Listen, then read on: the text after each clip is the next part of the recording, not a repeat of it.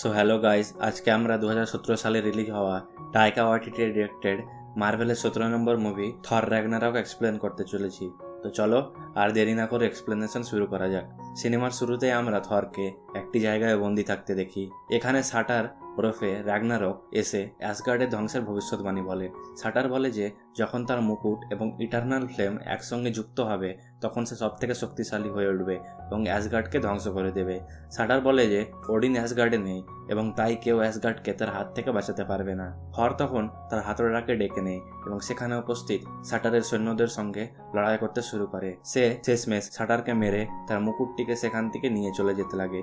থর বাইফ্রস্ট খোলার জন্য হাইমডালকে ডাক দিলে, কিন্তু বাইফ্রস্টের দায়িত্ব এখন স্কার্জ নামক একজন লোকের কাছে আছে। এমন সময় থরের পিছনে সাটারের ড্রাগন হামলা করার জন্য ছুটতে লাগে। স্কর্চ থরের আওয়াজ শুনতে পেয়ে বাইফ্রস্টকে খুলে দেয় এবং থরকে অ্যাসগার্ডে নিয়ে আসে। স্কর্চ থরকে বলে যে ওডিন হাইমডালকে দেশদ্রোহী বলে এই কাজ থেকে বার করে দিয়েছে। থর তখন সোজা উড়ে অ্যাসগার্ডের দিকে যেতে লাগে। এখানে আমরা ওডিনকে থর এবং লোকির একটি নাটক জনসাধারণের সঙ্গে দেখতে পাই। থর সাটারের মুকুটটিকে সুরক্ষিতভাবে রাখার জন্য একটি সৈন্যকে দিয়ে দেয়। থর তখন নিজের হাতুড়াটিকে দূরে ছুড়ে দেয় এবং ওডিনকে বলে যে তার হাতুড়াটি তার হাতে ফিরে আসবেই। এটা বুঝতে পেরে লোকি তৎক্ষণাৎ ওডিনের ছদ্মবেশ থেকে বাইরে বেরিয়ে আসে এবং সবাই এটা দেখে চমকে যায়। থর তখন লোকিকে ওডিন কোথায় আছে জিজ্ঞেস করে। লোকি তখন থরকে নিয়ে পৃথিবীতে চলে আসে এবং একটি ভাঙা জায়গাকে দেখিয়ে সে বলে যে সে ওডিনকে এখানেই ছেড়ে দিয়েছিল। তখন কিছু মেয়ে এসে থরের সঙ্গে ছবি তোলে। এমন সময় লোকের পায়ের তলায় একটি পোর্টাল খুলতে শুরু হয় এবং পোর্টালের মধ্যে সে গায়েব হয়ে যায়। সেখানে একটি চিরকুটে থর একটি ঠিকানা দেখতে পায় এবং সে ওই ঠিকানায় চলে আসে। থরের সঙ্গে সেখানে স্টিফেন স্ট্রেঞ্জের সাক্ষাৎ হয়। স্টিফেন থরকে বলে যে তার ভাই একজন পৃথিবীর জন্য শত্রু, তাই সে তার ভাইকে ওই পোর্টালের মধ্যে ঢুকিয়ে নিয়েছে। থর বলে যে স্টিফেন যদি তাকে ওডিনের ঠিকানা দিয়ে দেয় তবে সে তার ভাইকে নিয়ে তৎক্ষণাৎ পৃথিবী থেকে অ্যাসগার্ডে চলে যাবে। এটা শুনে স্টিফেন থরের চুল নিয়ে একটি জাদু করে এবং ওডিনের ঠিকানার কাছে একটি পোর্টাল খুলে দেয়। স্টিফেন তখন লোকিকে নিজের পোর্টাল থেকে বার করে নিয়ে তারা দুজনকে ওডিনের কাছে পাঠিয়ে দেয়। থর ও লোকি ওডিনের কাছে এসে তার সঙ্গে কথা বলতে লাগে। ওডিন বলে যে তার মৃত্যুর সময় কাছিয়ে এসেছে এবং সে মারা গেলে তার প্রথম সন্তান এবং থরের বোন হেলা, যে মৃত্যুর দেবী, সে অ্যাসগার্ডে আবার ফিরে আসবে। এটা শুনে থর অবাক হয়ে যায়। ওডিন বলে যে হেলা তার শক্তির খিদায় পাগল হয়ে গেলে ওডিন তাকে বন্দি করে রেখেছিল, কিন্তু ওডিন মারা যাওয়ার পর সে আবার বেরিয়ে আসতে পারবে। এটা বলার পর ওডিন সেখান থেকে মারা গিয়ে হেলা চলে যায়। এমন সময় হেলা সেখানে চলে আসে এবং থর ও লোকিকে তাদের রানীর সামনে ঝুঁকতে বলে। থর তখন নিজের হাতুড়াটি হেলার দিকে ছুড়ে দেয়, কিন্তু হেলা সে হাতুড়াটিকে ধরে নেয় এবং হাতুড়াটিকে ভেঙে টুকরো টুকরো করে দেয়। এটা দেখে লোকি তৎক্ষণাৎ বাইফ্রস্ট খুলতে বলে। থর ও লোকি বাইফ্রস্ট দিয়ে অ্যাসগার্ডে যেতে লাগলে হেলা তাদের পিছনে চলে আসে। লোকির ওপর হেলা হামলা করে এবং তাকে বাইফ্রস্টের বাইরে ফেলে দেয়, আর সে থরকেও মেরে সে বাইফ্রস্টের বাইরে ধাক্কা দিয়ে দেয়। অ্যাসগার্ডে হেলা চলে এসে থরের দুটি বন্ধুকে মেরে ফেলে এবং স্কর্চ হেলার হয়ে কাজ করতে লেগে যায়। থর বাইফ্রস্ট থেকে বেরিয়ে সাকার নামক একটি গ্রহে এসে পড়ে। সেখানে কিছু লোকেরা এসে থরকে বন্দি বানিয়ে নেয়। সেখানে একটি মেয়ে এসে সেই সমস্ত লোকেদের মেরে ফেলে এবং থরের গলায় একটি চিপ লাগিয়ে তাকে অজ্ঞান করে সেখান থেকে নিয়ে যেতে লাগে। এদিকে অ্যাসগার্ডে হেলাকে ওডিনের সমস্ত সৈন্যরা চারিদিক থেকে ঘিরে ফেলে। হেলা বলে যে সে ওডিনের প্রথম সন্তান এবং সে অ্যাসগার্ডকে আবার তার পুরনো অবস্থায় ফিরিয়ে নিয়ে আসতে চায়। এটা শুনে থরের বন্ধু এবং অ্যাসগার্ডের সৈন্যরা হেলার উপর আক্রমণ করে, কিন্তু হেলা তার শক্তি দিয়ে সেখানে উপস্থিত সমস্ত সৈন্য ও তাদের জাহাজগুলিকে নষ্ট করে দেয়। হেলা থরের বন্ধুকে সেখানে মেরে ফেলে। থরকে একটি চেয়ারে বেঁধে নিয়ে আসা হয়।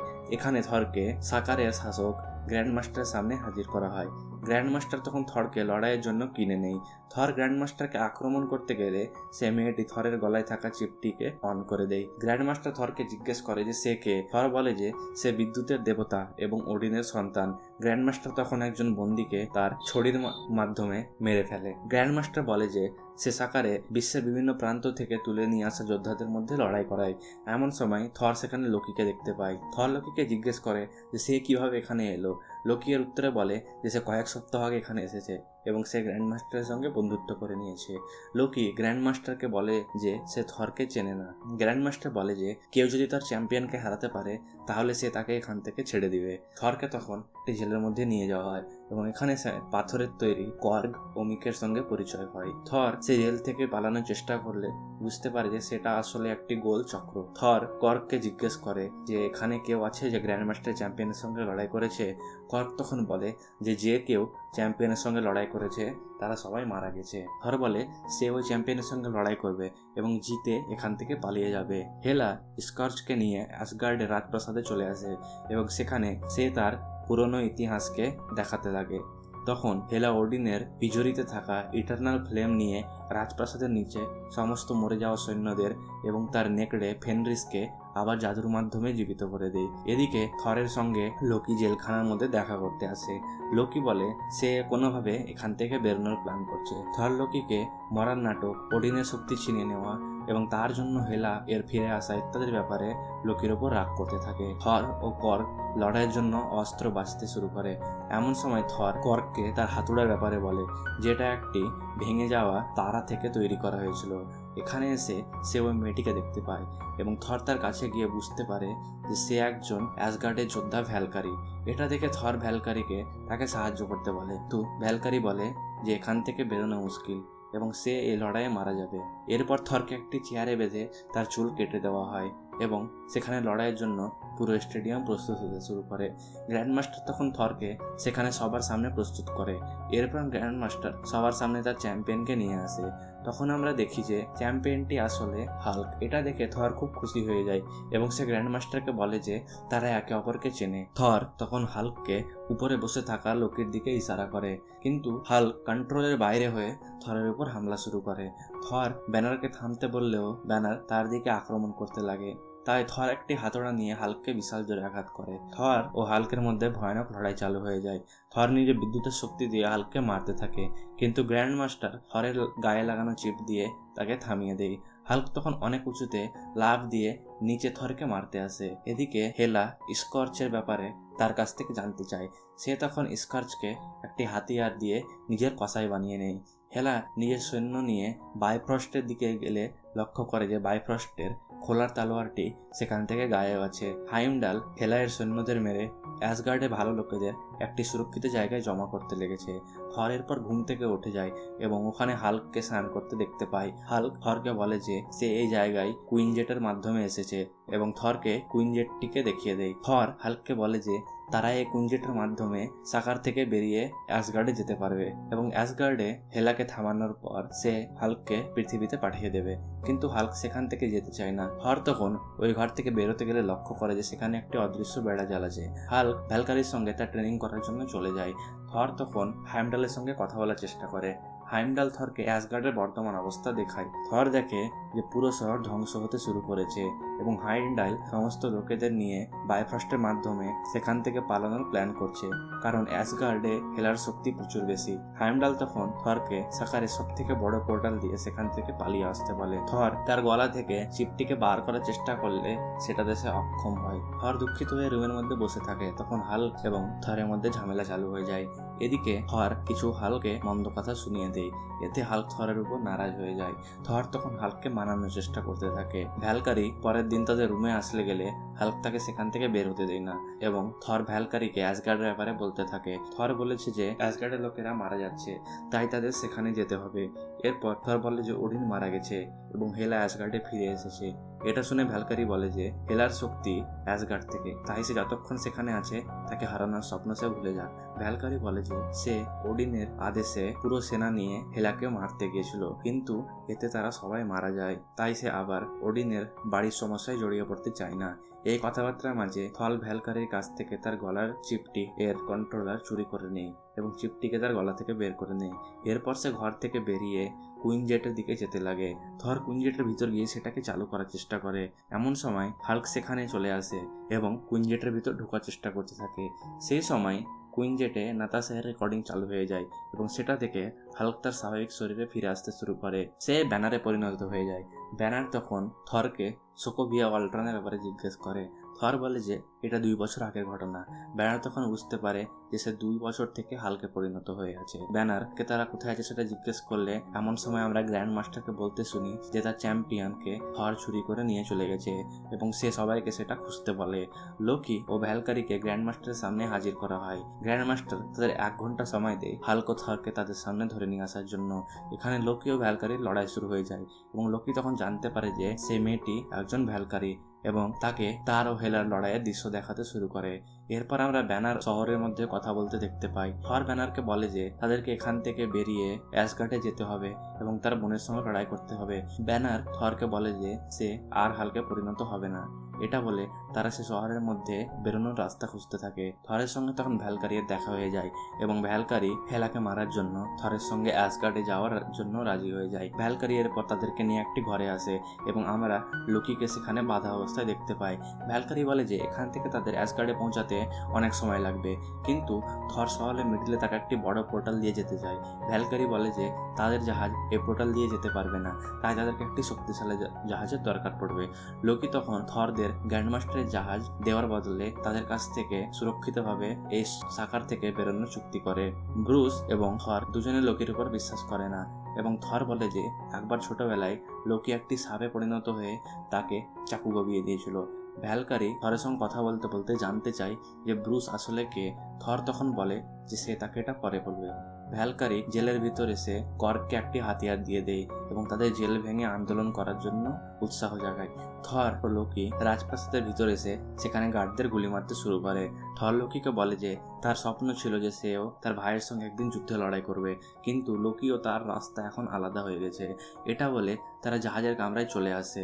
তারা সেখানে একটি জাহাজ নিতে গেলে থর বুঝতে পারে যে লোকি তাকে আবার ধোঁকা দেওয়ার চেষ্টা করছে। লোকি বলে যে সে গ্র্যান্ড মাস্টারের কাছে তাকে ধরিয়ে দেওয়ার বদলে এখান থেকে মুক্তি পেয়ে যাবে। থর তখন লোকির পিঠে লাগিয়ে দেওয়া চিপটিকে অন করে দেয়, যার জন্য সে অজ্ঞান হতে শুরু করে। এরপর থর সে জাহাজ নিয়ে সেখান থেকে পালাতে শুরু করে।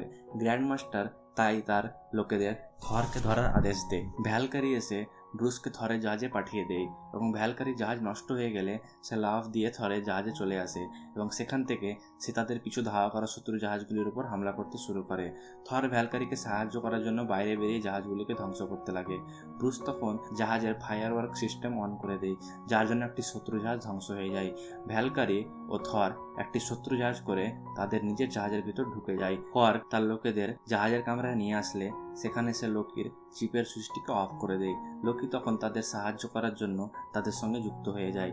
ভ্যালকারি সে বড় সুড়ঙ্গ দিয়ে অ্যাসগার্ডের দিকে যেতে থাকে। স্কার্জ অ্যাসগার্ডের লোকেদের ডেকে জিজ্ঞেস করে যে তারা কি জানে কে বাইফ্রস্টের তলোয়ারটি চুরি করেছে। কেউ উত্তর না দিলে গেলে হেলা সেখান থেকে একজন মহিলাকে বেছে নিয়ে তাকে মারার আদেশ দেয়। এটা দেখে সেখান থেকে একজন লোক তাদেরকে তলোয়ারের ঠিকানাটি বলে দেয়। ভ্যালকারিরা ওই পোর্টাল দিয়ে অ্যাসগার্ডে ফিরে আসে। হেলা হাইমডালদের ঠিকানায় পৌঁছে দরজা ভেঙে ভিতরে ঢুকলে সে সেটাকে খালি দেখতে পায়, কারণ হাইমডাল পিছন দিয়ে বেরিয়ে সমস্ত লোকেদের বাইফ্রস্টের দিকে নিয়ে যেতে শুরু করেছে। ভ্যালকারি তার ড্রেস পরে লড়াইয়ের জন্য রেডি হয়ে যায়। থর সিংহাসনে বসে সেখানে হেলাকে ডাক দেয়। হেলা রাজপ্রাসাদে এসে থরের সামনে উপস্থিত হয়। থর হেলাকে এসে বলে যে তার বাবা তাকে বলেছিল যে একজন বুদ্ধিমান রাজা কখনোই যুদ্ধ করে না। এর উত্তরে হেলা বলে তবে সে রাজা যুদ্ধের জন্য প্রস্তুত থাকে। হাইমডাল অ্যাসগার্ডের লোকেদের বাইফ্রস্টের উপর নিয়ে যেতে লাগলে হেলায়ের নেকড়ে তাদের সামনে এসে উপস্থিত হয় এবং পিছন থেকে স্কর্ক ও হেলায়ের সৈন্যরা চলে আসে। ভ্যালকারি তখন জাহাজ থেকে নেকড়ের উপর গুলি চালাতে শুরু করে। থর ও হেলা রাজপ্রাসাদের মধ্যে লড়াই করতে থাকে এবং এতে হেলা থরের একটি চোখকে নষ্ট করে দেয়।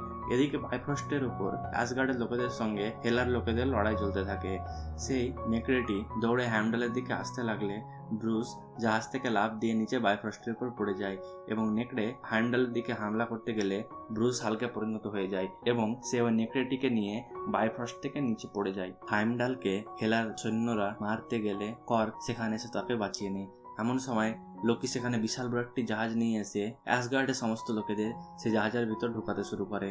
লোকি ও তার লোকেরা সেখানে হেলার সৈন্যদের সঙ্গে লড়াই করতে শুরু করে। প্রাসাদের বাইরে নিয়ে এসে হেলা থরকে মারতে থাকে। এমন সময় থর তার বাবাকে মনে করে। থর তার বাবাকে বলে যে হেলা প্রচুর শক্তিশালী এবং সে তার হাতড়া ছাড়া হেলাকে হারাতে পারবে না। ওডিন তখন বলে তার হাতুড়াটি তার শক্তি কন্ট্রোল করার জন্য ছিল, সেটা তার শক্তির সোর্স ছিল না। থর বলে যে হেলাকে হারানো এখন অসম্ভব, কারণ সে অ্যাসগার্ডকে চারিদিক থেকে ঘিরে ফেলেছে। ওডিন বলে যে অ্যাসগার্ড কোনো জায়গা না, বরং সেটা যেখানে তার লোকেরা থাকে। ওডিন তখন থরকে বলে যে থরের মধ্যে তার থেকেও বেশি শক্তি আছে। এমন সময় থর সেখানে হেলার উপর বিশাল বড় বিদ্যুৎ বর্ষণ করে এবং রাজপ্রাসাদ থেকে উড়ে এসে সোজা বাইফ্রস্টের উপর থাকা সৈন্যদের মেরে ফেলতে শুরু করে। ভ্যালকারি, হাল্ক ও লোকি সেখানে লড়াই করতে থাকে। হাল্ক হেলার নেকড়েকে মেরে জলপ্রপাত থেকে নিচে ফেলে দেয়। স্কচ সাধারণ লোকেদের ছদ্মবেশে সে জাহাজে উঠতে শুরু করে। হেলা তাদের সামনে আবার চলে আসে। থর তখন বলে যে যতক্ষণ পর্যন্ত হেলা অ্যাসগার্ডে আছে ততক্ষণ পর্যন্ত তার শক্তি অনেক বেশি থাকবে, তাই তাদেরকে অ্যাসগার্ডকে নষ্ট করতে হবে। থর লোকিকে শাটারের মাথাটিকে আবার জীবিত করার জন্য প্রস্তুত করতে বলে। এদিকে থর ও ভ্যালকারির সঙ্গে হেলার লড়াই শুরু হয়ে যায়। অ্যাসগার্ডের লোকেরা জাহাজটিকে নিয়ে যেতে লাগলে হেলা সেই জাহাজটিকে থামিয়ে দেয় এবং সেই জাহাজে হেলার সৈন্য সাধারণ লোকেদের উপর হামলা করতে শুরু করে। স্কচ তার বন্দুক বের করে সেখানে হেলার সৈন্যগুলিকে গুলি করতে থাকে এবং নিচে উপস্থিত সকল সৈন্যদের মেরে ফেলে। হেলা তখন স্কচকে একটি তলোয়ার দিয়ে মেরে ফেলে। লোকি শাটারের মাথাকে ইটারনাল ফ্লেমে দিয়ে তাকে আবার জীবিত করে দেয়। শাটার তখন অ্যাসগার্ডের রাজপ্রাসাদকে ভেঙে দিয়ে পুরো অ্যাসগার্ডকে ধ্বংস করতে শুরু করে। হাল্ক শাটারকে দেখে তাকে মারার জন্য সেখানে চলে আসে এবং শাটারকে মারতে শুরু করে। থর হাল্ককে শাটারকে মারতে বারণ করলে গেলে হাল্ক থর এবং ভ্যালকারিকে নিয়ে এক লাফে জাহাজের ভিতর চলে আসে। হেলা তার সমস্ত শক্তি ব্যবহার করে শাটারের দিকে তার তলোয়ারগুলি চালাতে লাগলে এতে শাটারের কিছুই হয় না এবং সে হেলাকে সেখানে মেরে ফেলে। শাটারের হামলায় পুরো অ্যাসগার্ড গ্রহ ধ্বংস হয়ে যায়। হাইমডাল বলে যে থর তার লোকেদের ধ্বংসের হাত থেকে বাঁচিয়ে নিয়েছে এবং অ্যাসগার্ড সেখানে হবে যেখানে তার লোকেরা থাকবে। এরপর থর তার সিংহাসনে বসে যায়। হাইমডাল থরকে জিজ্ঞেস করে যে সে তাদের লোকদের নিয়ে কোথায় যাবে। থর তখন বলে পৃথিবী। এরপর আমরা পোস্ট ক্রেডিট সিনে লোকি থরকে একে অপরের সঙ্গে কথা বলতে দেখতে পাই। লোকি থরকে জিজ্ঞেস করে যে তাকে পৃথিবীতে নিয়ে যাওয়া ঠিক হবে কি। তখনই তারা দেখে যে থ্যানোসের একটি বিশাল বড় যুদ্ধ জাহাজ তাদের সামনে এসে উপস্থিত হয়েছে।